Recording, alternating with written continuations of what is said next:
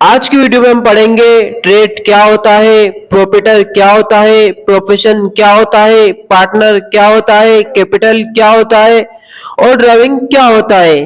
तो आइए वीडियो को स्टार्ट करते हैं।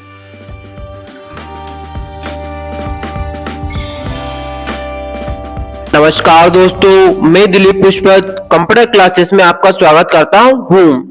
तो आइए समझ लेते हैं ट्रेड क्या होता है। ट्रेड को हम हिंदी में व्यापार कहते हैं। तो इसकी परिभाषा समझ लेते हैं। लाभ कमाने की दृष्टिकोण से वस्तु को खरीदना बेचना ही ट्रेड कहलाता है या व्यापार कहलाता है।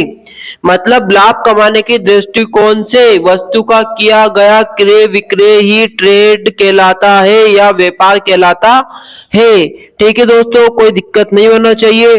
ट्रेड में व्यापारी को प्रॉफिट एंड लॉस होने की संभावना होती है। ठीक है, जब भी कोई भी व्यक्ति व्यापार करता है तो उसको प्रॉफिट भी हो सकता है, लॉस भी हो सकता है, तो कोई दिक्कत नहीं है। ठीक है, व्यापार व्यवसाय का एक अंग है। ठीक है, व्यापार है जो व्यवसाय का एक अंग है। ठीक है दोस्तों, तो हमने इसमें समझ लिया कि ट्रेड किसे कहते हैं। वस्तु को खरीदना बेचना ही ट्रेड कहलाता है या व्यापार कहलाता है।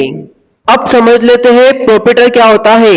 प्रोप्राइटर को हम हिंदी में कंपनी का मालिक कह सकते हैं या स्वामी कह सकते हैं। ठीक है, वह व्यक्ति जो व्यापार में पूंजी या कैपिटल लगाता है, वह ट्रेड का संचालन करता है तथा व्यापार में हानि होने पर उसकी भरपाई करता है तथा जो भी व्यापार में लाभ होता है उसका अधिकारी होता है, उसको हम प्रोप्राइटर या मालिक अथवा स्वामी कह सकते हैं। तो ठीक है दोस्तों, इसमें क्या बोला मैंने कि वह व्यक्ति जो व्यापार में पूंजी या कैपिटल लगाता है और व्यापार को संचालित करता है और व्यापार में कुछ भी लाभ होता है तो उसका अधिकारी होता है और व्यापार में हानि होने पर उसका जोखिम उठाता है, तो उसी को हम क्या कहते हैं, प्रोप्राइटर या मालिक या स्वामी कहते हैं। ठीक है दोस्तों, अब हम प्रोफेशन को समझ लेते हैं। प्रोफेशन को हिंदी में पेशा कहते हैं।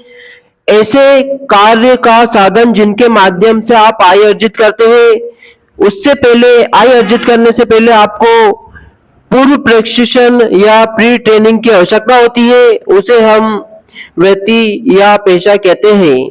ठीक है, तो दोस्तों आप सिंपल सा ये समझिए कि अगर आप कुछ भी काम कर रहे हो, ठीक है, उससे पहले अगर आपको ट्रेनिंग की आवश्यकता है तो उसको हम पेशा कहते हैं।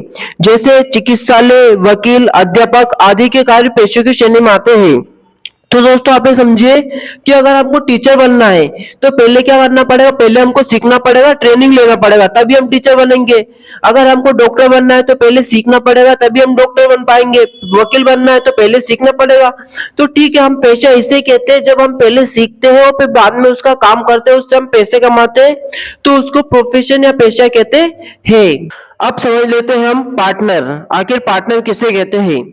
जब व्यापार में एक से ज्यादा व्यक्ति एक साथ पैसा लगाकर या कैपिटल पूंजी लगाकर व्यापार को स्टार्ट करते हैं या शुरू करते हैं तो उनको हम आपस में पार्टनर कहते हैं। सिंपल सा आप ये समझिए, जब व्यापार में एक से ज्यादा व्यक्ति एक निश्चित अंश के रूप में कैपिटल की व्यवस्था करते हैं तो वे सभी ट्रेड में या व्यापार में पार्टनर कहलाते हैं और यह ट्रेनिंग फार्म पार्टनर फार्म कहलाती है। तो दोस्तों सिंपल सा ये समझिए, जब भी हम बिजनेस स्टार्ट करेंगे, ठीक है, जब भी हम बिजनेस स्टार्ट कर रहे हैं, अगर उसमें एक से ज्यादा व्यक्ति पैसा लगा रहे हैं साथ में, अगर वो साथ में बिजनेस लगा के स्टार्ट कर रहे हैं तो उनको हम आपस में पार्टनर कहेंगे। ठीक है दोस्तों, अब समझ लेते हैं कैपिटल, जिसको हिंदी में बोलते हैं पूंजी। वह धनराशि जो व्यापारी कैश, माल अथवा संपत्ति के रूप में व्यापार में लगाता है, कैपिटल कहलाती है। ट्रेड प्रारंभ करने के लिए लगाई गई कैश कैपिटल कहलाती है। जैसे प्रतीक ने अपना व्यापार प्रारंभ करते समय 5,000 रुपए नगद और 3,000 रुपए का माल और 2,000 रुपए का फर्नीचर लगाकर व्यापार प्रारंभ किया। 10,000 रुपए का यह वियोजन उसकी पूंजी अथवा कैपिटल कहलाता है। तो सिंपल सा दोस्तों आप ये समझिए कि जब भी हम व्यापार स्टार्ट करते हैं तो उसमें जो भी हम पैसा लगाते हैं, फर्नीचर लगाते हैं, जो भी हमने लगाया माल उसमें, वो हमारा पूरा कैपिटल कहलाता है। ठीक है, जैसे कि मेरे को कोई भी बिजनेस स्टार्ट करना है तो मैं क्या करूंगा, उसमें कुछ पैसे लगाऊंगा, या फिर वहां पर फर्नीचर की आवश्यकता है तो फर्नीचर लगाऊंगा, और वहां पर टेबल की आवश्यकता है टेबल लगाऊंगा, कंप्यूटर की आवश्यकता है तो कंप्यूटर लगाऊंगा। जो भी हमको वहां पर रिक्वायरमेंट है वो हमारी सभी कैपिटल कहलाती है। जो भी हम व्यापार लगाकर, जैसे भी हम व्यापार स्टार्ट कर रहे हैं, जब भी हम व्यापार स्टार्ट करेंगे तब हम कुछ भी पैसा लगा रहे, जो भी लगा रहे वो सब हमारी कैपिटल कहलाती है। ठीक है दोस्तों, अब समझ लेते हैं ड्रॉविंग्स या आहरण। ठीक है, यदि व्यापार का स्वामी अपने निजी उपयोग के लिए व्यापार से रोकड़ या माल निकालता है तो उसे आहरण कहते हैं। जैसे आशीष निजी व्यय के लिए 100 रुपए नगद और घरेलू उपयोग के लिए 50 रुपए का माल अपने व्यापार से निकालता है तो 150 रुपए की राशि उसका आहरण या ड्रॉविंग से कहलाएगी। ठीक है दोस्तों, आहरण को निजी व्यय या व्यक्तिगत व्यय भी कहते हैं। आहरण से पूंजी की मात्रा घटती है। ठीक है, तो आहरण का सिंपल सा मतलब ये समझिए कि जब भी हम बिजनेस स्टार्ट किया हमने, ठीक है, बिजनेस स्टार्ट करने के बाद हम उसमें से कुछ भी सामान निकालते हैं हमारे पर्सनल उसके लिए, या पैसा निकालते हैं या कुछ भी माल निकालते सामान निकालते हैं, तो उससे हमारी पूंजी घटती है, और पूंजी घटने को ही हम आहरण कहते हैं या ड्रॉविंग्स कहते हैं। ठीक है दोस्तों, ओके, इसी प्रकार अगर हमारे वीडियो चाहिए तो हमारे चैनल को सब्सक्राइब करें, लाइक करें, शेयर करें।